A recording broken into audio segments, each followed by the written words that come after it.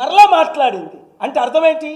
వాళ్ళు అండదండలతోనే ఆవిడ మాట్లాడిందని రుజువు అయింది కదా. ఇప్పుడు తక్షణమే కాంగ్రెస్ గవర్నమెంటే ఉండి ఆవిడని అరెస్ట్ చేయలేదు, ఆవిడని రాజీనామా చేయించలేదు.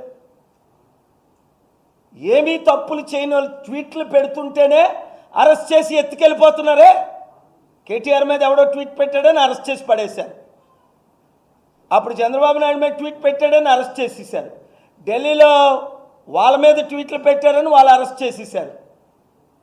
మరి ఇంత ధైర్యంగా మీడియాలో ప్రెస్ కాన్ఫరెన్స్లో మాట్లాడితే ఆవిడని ఎందుకు అరెస్ట్ చేయాల? విత్ ఎవిడెన్స్ ఉంటుండగా. ఇది డబుల్ స్టాండర్డ్.